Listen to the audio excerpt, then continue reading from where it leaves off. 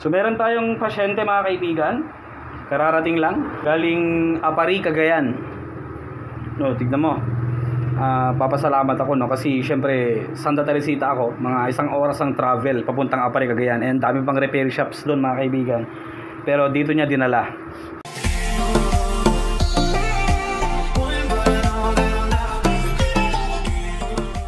So ang problema daw dito mga kaibigan, nagta-turn on pero may beep sound, no? Possible naman 'yon. Isa sa mga problems is sa RAM, no? So, ang pwede nating unang gawin is i-check dito, no? Then, may beep, kung may beep sound, unang step na gagawin natin is linisan natin yung RAM. Kung wala pa rin, try natin mag-replace ng bagong RAM.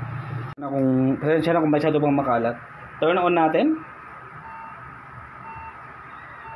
Okay. So, nagbi-beep lang mga kaibigan, no? Nagbi-beep din namamatay. Isa pa.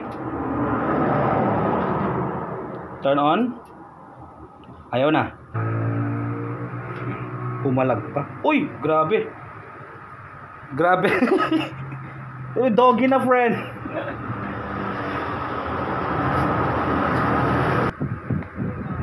Wow, ang linis. Ang linis. Spider-Man.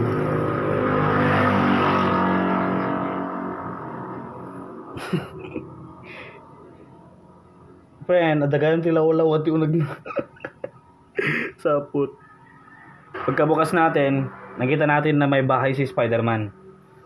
So, medyo matrabaho to, lalo na sa mga ganitong uri ng desktop ay daming mga eme.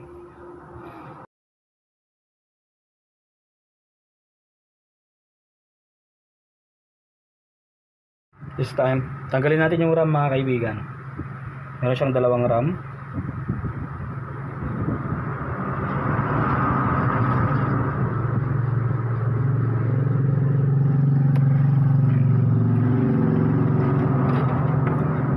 Super dumi rin.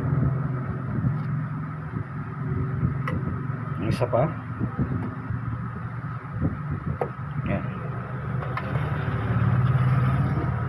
Yan, linisan natin yung kanyang RAM slot. Gumawa kayo ng paintbrush.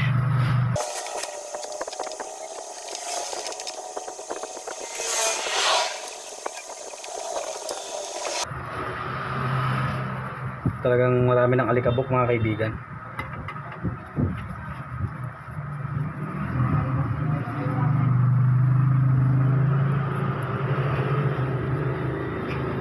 Then burahin natin sa may gold pins.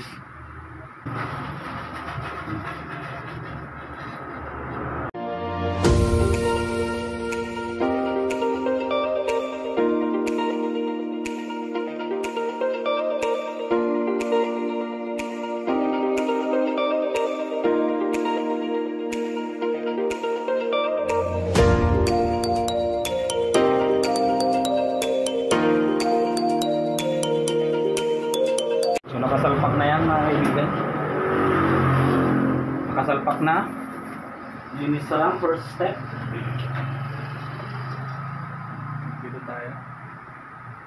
Andarin natin. Turn on. Sana okay na.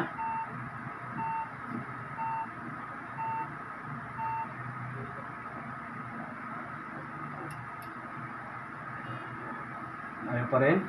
So ayaw pa rin. Ngayon, try naman nating ilipat yung RAM sa ibang slot. Ilipat natin yung RAM.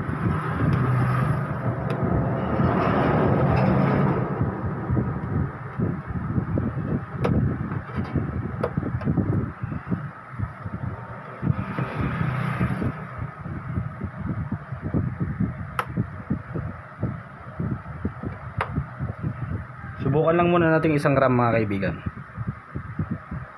O ganyan lang muna, nailipat yung isa. Turn on natin. Turn on. Okay, so wala nang beep sound. May display ba sa computer? Alright, 164. The system error, F1 to boot. Alright. Okay, so umandar naman mga kaibigan.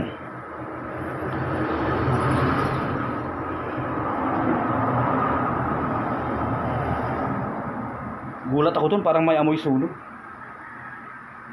So mandar naman na siya yung ating system unit. Nilipat lang natin sa ibang slot. So as per checkings natin, naka Core i5. Yan ang sabi ko, hindi niya nare-read yung isang RAM mga kaibigan. So 2GB lang at 1.88GB lang yung usable dito. So check pa natin yung isang RAM mga kaibigan. Probably yung working siguro ang nilipat natin. Lipat pa natin yung isa sa ibang slot.